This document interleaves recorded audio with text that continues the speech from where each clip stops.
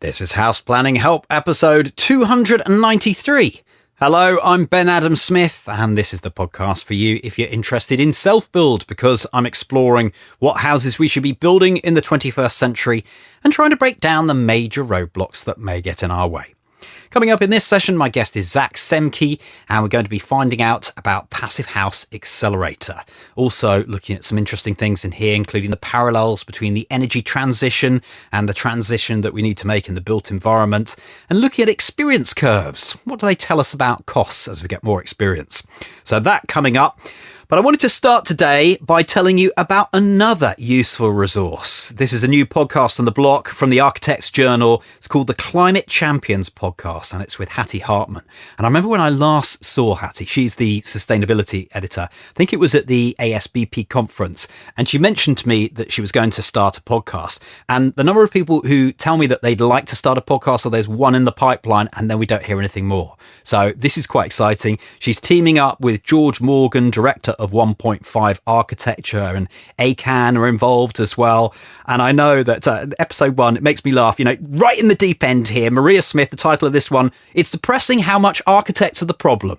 So Hattie has got obviously a great editorial slant to things, so he's going to be asking some really good questions. And I thought that I ought to give you almost the introduction that they use. So it's inspiration, it's essential knowledge about design in an era of climate change. And I like this line too: design in ways that respect planetary boundaries. And episode 2, just as high quality, because it's about that Sterling Prize winning project Goldsmith Street, which was Passive House standard. And here in the UK, this is affordable housing as well. It was a great project. Annalie Ritchie's is going to be the guest for that. So we'll link into the show notes where you can go and find that. Great stuff, Hattie and George. Well done. Let's get to our featured interview with Zack Semke, director of Passive House Accelerator. And in my research, I discovered that he's really passionate about the environment. So I thought that this is actually quite a good starting point for us today. I wanted to know how much he thinks about climate change. I think about climate change every day when I wake up. I think it's the challenge of our generation, and it's both scary in terms of its potential impacts on humans and on the planet, as well as exciting. We have an opportunity to change the course of our economies and of the way that we create energy and the way that we use energy. So it's fairly all-consuming, I'm afraid, for me. And I see as well that I think a lot of your work is to do with trying to just get information out there to others. So why do you think this is your superpower where you are? I don't know if it's my superpower, but you're right. I'm very passionate about that. Not to dive deep into the energy transition right away, but it's really about the power of learning. I was introduced to Passive House about 10 years ago when I started working with a company called Hammer in Hand, which is a construction company based in Portland and Seattle that at the time was pioneering Passive House in the Pacific Northwest of the United States. So that was my entree. And before then, I had done environmental policy work and also, arts, performing arts. So really, I've had a really crazy career. But what I saw in Passive House was that this was an example in an industry where innovation has been kind of famously lagging. The productivity graphs you see, as I don't know if it's McKinsey or some big consulting firm had that famous report showing that we haven't been innovating very much compared to other industries. Buildings are a laggard. In that kind of context, Passive House is all about innovating. It's about using physics to figure out how to design and construct buildings better.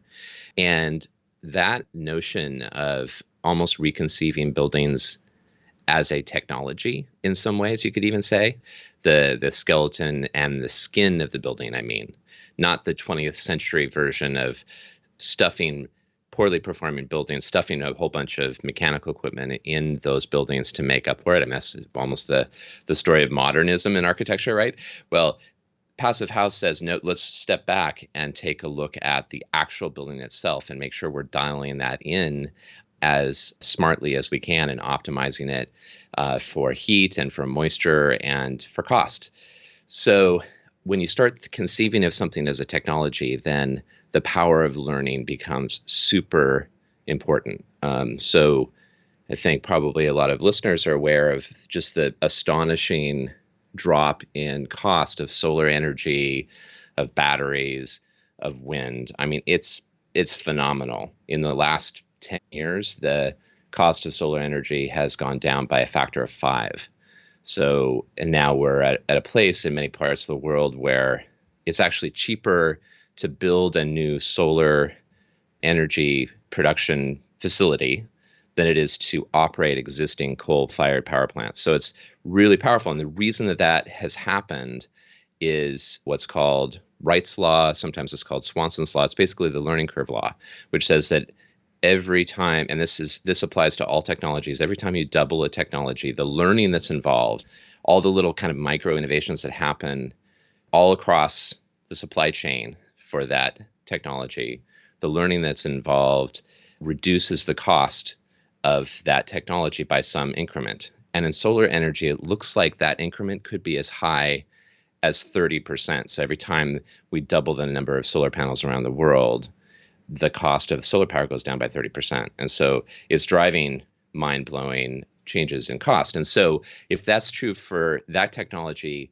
we can apply the same principles to a passive house and buildings. And it may not, we're not going to probably see that 30% reduction in cost, but there's no doubt that as we get more experienced at doing passive house, that we can drive the cost of these buildings down closer and closer to cost parity with conventional construction. Some even argue that we can get lower. I don't know if that's true, but that's why I'm so passionate about facilitating communication and flow of information between practitioners and policymakers and marketers and whoever it is, because we want to accelerate this process as much as we can. So when a project happens in the UK and there are lessons learned from that project, we can see that learning being applied in Seattle, for example, and we can all kind of have our shoulders to the flywheel all as one global community. Yeah, it's one of the great things about the Passive House community, and I continue to learn. I don't get everything.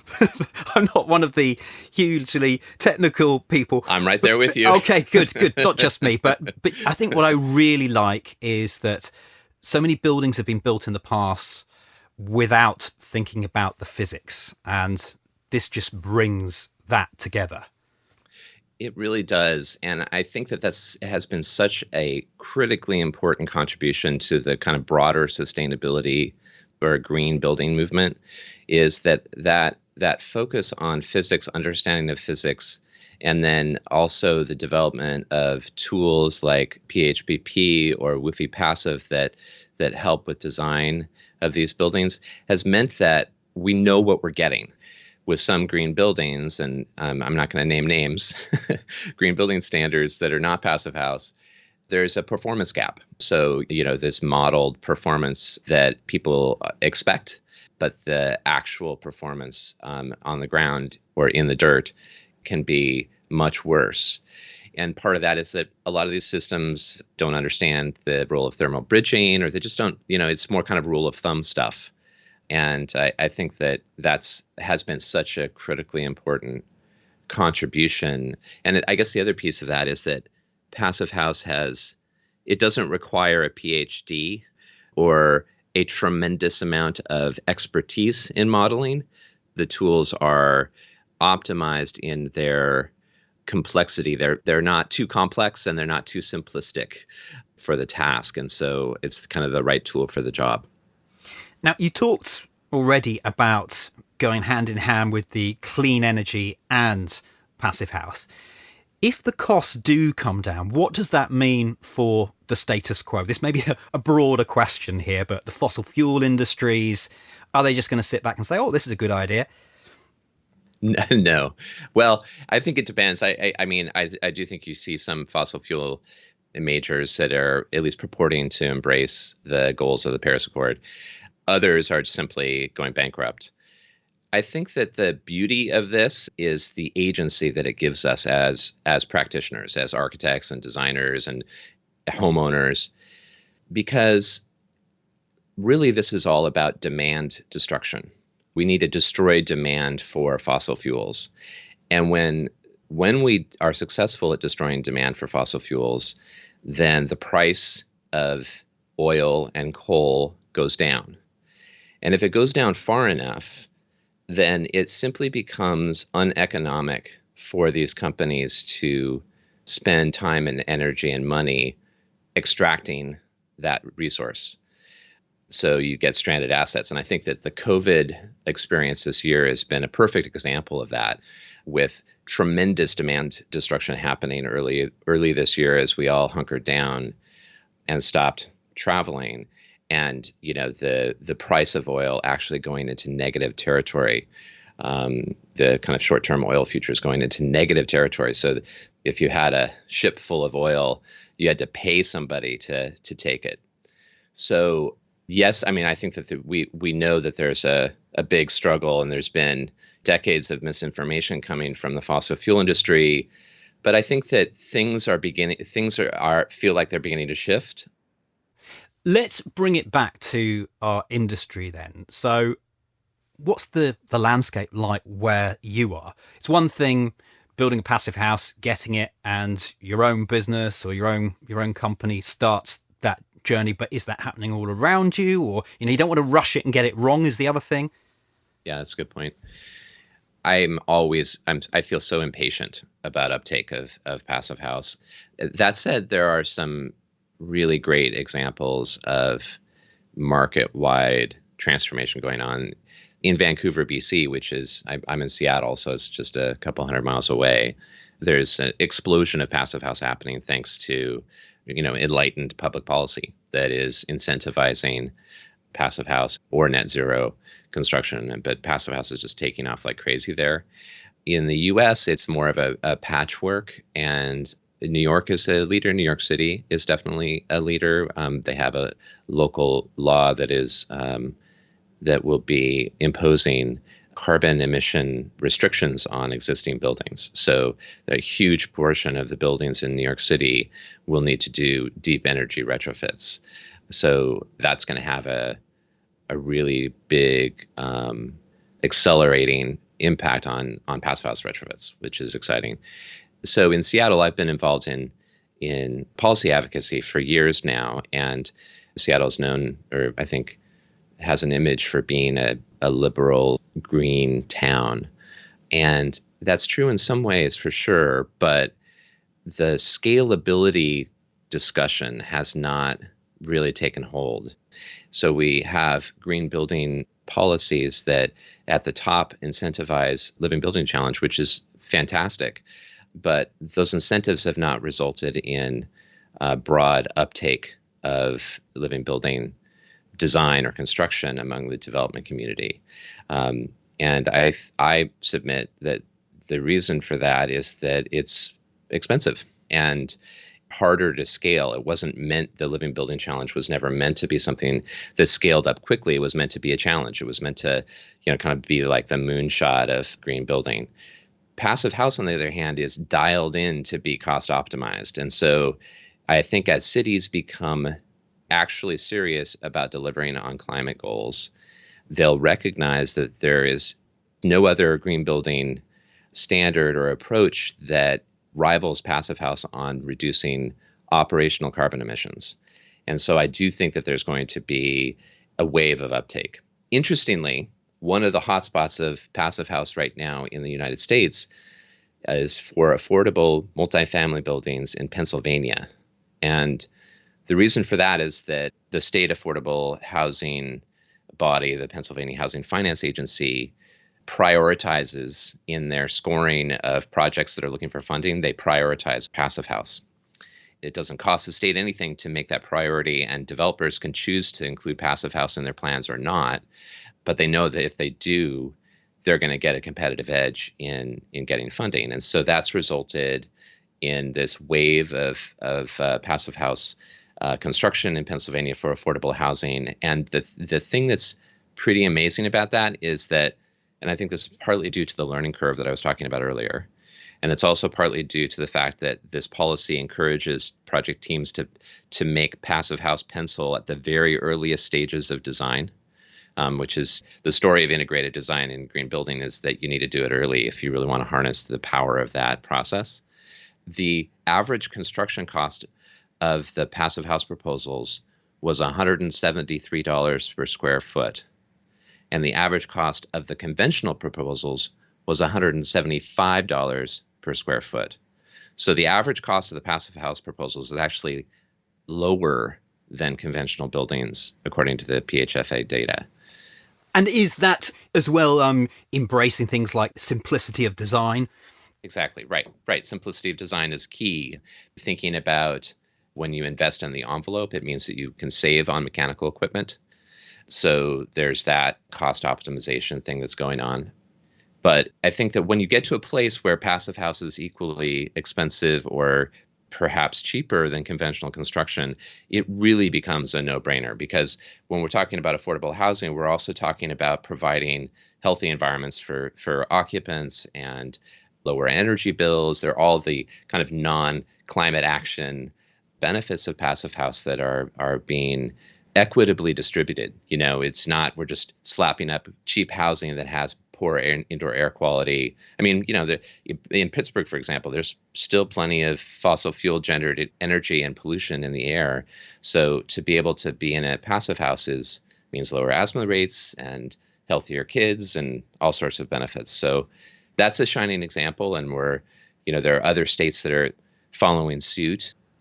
You mentioned the Living Building Challenge a little while ago, and one thing that I think is great about that is clearly the embodied carbon in those buildings. It may be taken to an extreme, but where you are, how important is the embodied carbon? It's incredibly important. I mean, operational carbon is the first thing that we need to tackle in my view. But just like so many things in the climate action space, it's not an either or conversation. But, I think it's so tempting to say, oh, this is the right way and this is not the right way. And it's just the fact is we have to tackle operational carbon and embodied carbon as well. And as what we're building a New York City every 30 or 40 days or something for the next decades. I mean, there's so much construction going on. If we can't figure out how to reduce embodied carbon, then we're in trouble. And actually, the International Living Future Institute is doing its Living Building Challenge is the moonshot, but it's also has a zero carbon certification, a new zero carbon certification that is designed to be scalable and plays really nicely with passive house. And it's one of the first standards that's really starting to tackle embodied carbon, measuring the embodied carbon of the building and looking at how to reduce that and then can offset it.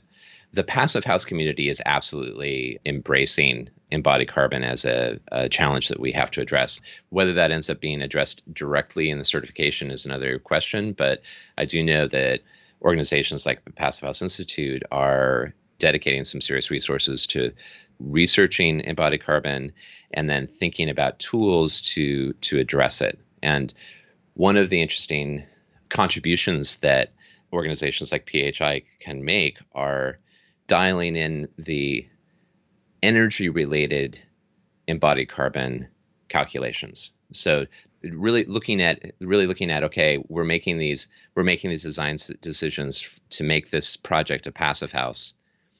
How do we then look at the embodied carbon implications of those decisions and make sure that we are trending towards zero on that embodied carbon? So it feels like this is very much in its early stages. But what is interesting is that even though we don't know everything, we're far from knowing everything about embodied carbon of materials, and it's complicated. There are some basic moves around steel and around the structure and around concrete that sound like they can make a really big impact. So just some early insights already, I think, are helping designers really bring down the embodied carbon of their projects. Yeah, I see it all coming together. It's got to all come together at some point. Yeah. It's just what you don't want to do is dilute all the good stuff that you've got so far. That's the hard bit. And when all of these things come together, I think, this might be a question for you with the cost. It can go up then. So how do you keep the cost down? Is it a matter of just doing it and then over time the cost will fall? I can't speak as much to embodied carbon in terms of cost. My suspicion is that a lot of this is simply asking the right questions. huge progress can be made just by being, somewhat informed about your decision making around embodied carbon. In terms of the cost of Passive House, absolutely, as we do more of it, the cost will go down. To me, that's part of the story of Pennsylvania Housing and Finance Agency.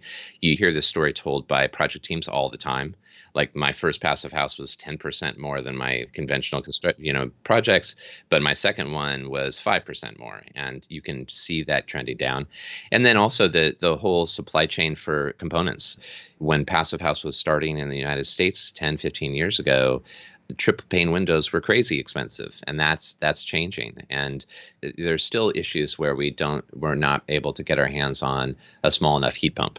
But as that changes, and as manufacturers also start doubling the number of Passive House sized heat pumps that they produce, the cost for them will go down. And so, like any technology, it's proven that as we do this more, we get better at it, and it becomes cheaper for sure. Tell us about Passive House Accelerator and how all that's going. Yeah, absolutely. Well, it's a dream project for me. I feel so lucky. So Michael Ingui, who's a well-known Passive House architect in Brooklyn and Manhattan, it's his baby. He started the project a little over a year ago, and I joined a year ago. And the Accelerator is an open source global platform for sharing Passive House information and innovation. It's part aggregator of awesome content that others have created about Passive House. It's a community. We do every Wednesday, we do a global Passive House happy hour where people from around the world, although it's tough time zone wise for you in the UK and really hard for Europe, but we have a lot of North Americans and folks from Australia and New Zealand joining every week to hear a 15-minute presentation from a leading practitioner or a Passive House leader, and then a really lively question and answer discussion on screen. And we have 200 people or more join us every week for that. We can catch up on replay. That's the other thing. That's right. Yes, absolutely. We record all those, and you can see the whole thing if you really want to immerse yourself in the conversation, or you can just view the presentation itself. We do a podcast. We do special roundtable. So just a lot of opportunities to convene people and share stories and share lessons learned. And during this time of COVID, it's been also kind of, just on a social and human level, has been really, really kind of nice. It's been really nice to connect with people. I mean, I know we have Zoom fatigue, so there's that, but we throw it into small group sessions, breakout rooms, so that people can actually have one-on-one conversations. And it's been a real bright spot for me, for sure, during this time. So we're working on a new version of the website so that we can do a better job at sorting the existing articles and resources, so that it's easy for, if somebody's interested in, say, indoor air quality and Passive House, they can come and go to a page and see, some of the best writing about that topic from around the world. I feel like my career has been leading up to this role. It's super fun and rewarding and exciting. Well, we all fit into the puzzle, don't we? We've all got to keep on trying. Right. So yeah, keep up the good work, please, at your end. Zach, thank you very much. Thank you. Likewise, man. Thank you. Head online to take a look at the show notes that accompany this session, houseplanninghelp.com/293, where you can review the main information. We always give you a summary so you can work your way back through that. If you've got a comment or you'd like to ask a question, it's either social media or within the show notes. Scroll down to the bottom. We'll link you to Passive House Accelerator, of course, and all the resources they've got there. houseplanninghelp.com/293.